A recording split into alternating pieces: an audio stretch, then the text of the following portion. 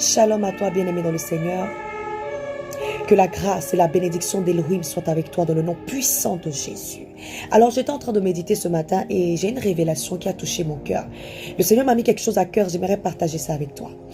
Tu sais, bien-aimé dans le Seigneur, le silence de Dieu n'est pas un oubli. S'il y a quelqu'un à côté de toi, dis-lui ça. Dis-lui que le silence de Dieu n'est pas un oubli. Parce que quand je regarde dans ma Bible, entre Malachie et Matthieu, il y a eu 400 ans de silence.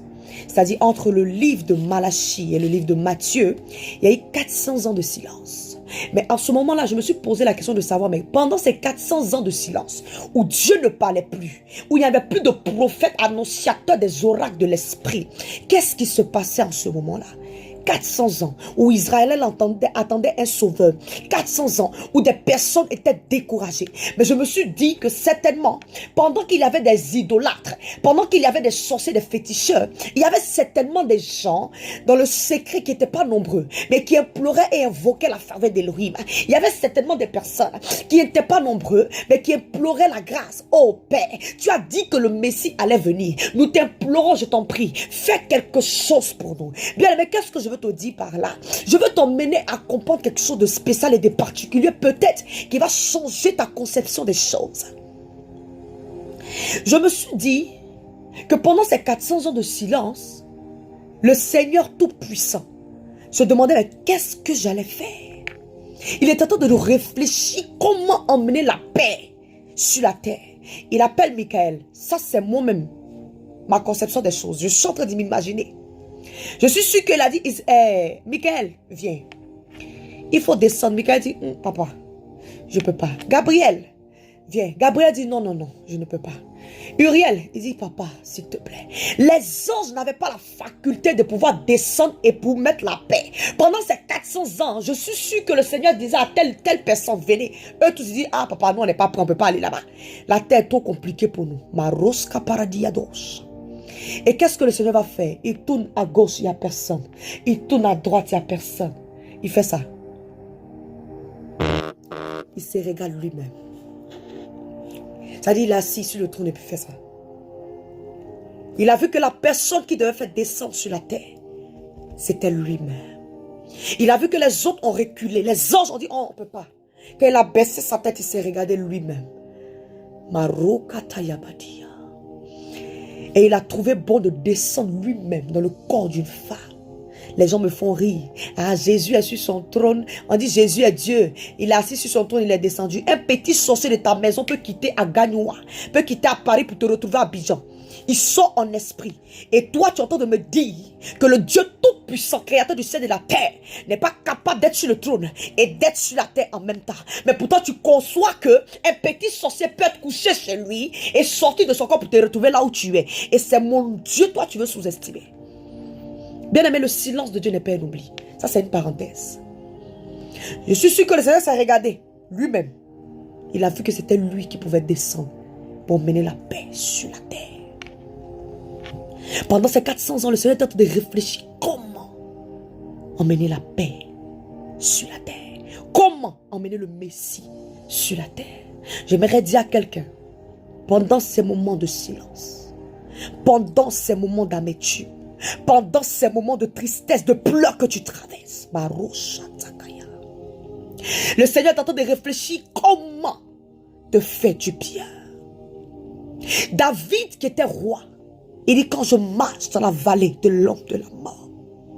David qui connaissait les choses de l'esprit, lui-même il dit quand je marchais dans l'ombre de la mort, dans la vallée de l'ombre de la mort. Ce que veut dire bien-aimé dans le Seigneur, en tant qu'enfant de Dieu, en tant que chrétien, tu passeras dans la vallée de l'ombre de la mort. Tu passeras par là. On appelle ça passage obligatoire. Jésus était sur la croix, il dit, Père, m'as-tu abandonné? Il dit, papa, m'as-tu abandonné? Il y a un moment de ta vie, bien-aimé, tu te demanderas, est-ce que le Seigneur existe? Je ne sais pas à qui je parle, mais pendant que je parle, je sais que tu traverses ces situations maintenant. Tu te demandes, mais Seigneur, est-ce que tu es là? Oh God. Mais écoute ce message. Écoute bien. Il est juste auprès de toi.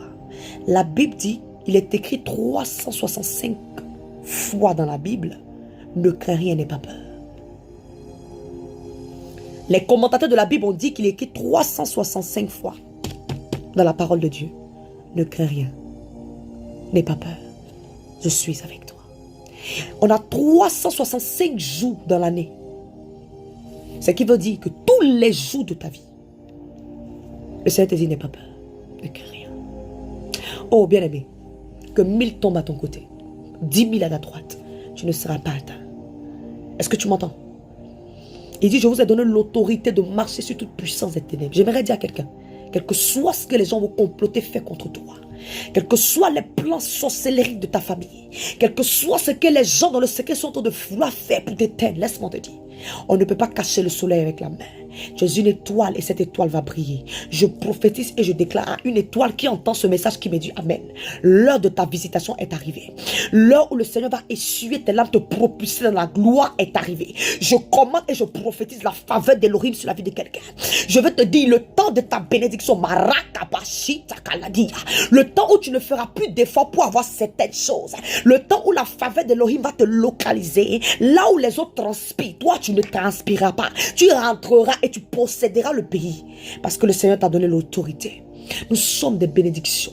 Car la Bible dit nous sommes faites à l'image et à la ressemblance de Christ. L'ange Gabriel et Michael, les anges n'ont pas été faits à la ressemblance de Christ. Soyez vrais. Soyons prudents. Comment on appelle ça? Les anges n'ont pas été créés à la ressemblance de Christ. Non. Il dit faisons l'homme à notre image et à notre ressemblance. La Bible dit tel il est, tel nous sommes. Tu es un Dieu sur la terre. Tu dois te comporter comme une personne qui connaît son identité. Tu dois marcher comme une personne qui sait ce qu'elle a, ce qu'elle possède. Le diable ne peut pas t'influencer ni influencer ta vie. Refuse ces choses. Tu as l'autorité, tu as le pouvoir et tu as la puissance. Essuie-toi là, car le silence d'Elohim n'est pas un oubli. L'heure de ta bénédiction est arrivée. L'heure de ta visitation prophétique est arrivée. Je vais décréter la faveur d'Elohim sur toi. Je vais libérer la grâce. Je vais libérer la santé, la protection, le travail sur ta vie. Au nom de Jésus. Le temps de ta gloire a sonné. Donne-moi un amen fort et partage la vidéo. Shalom.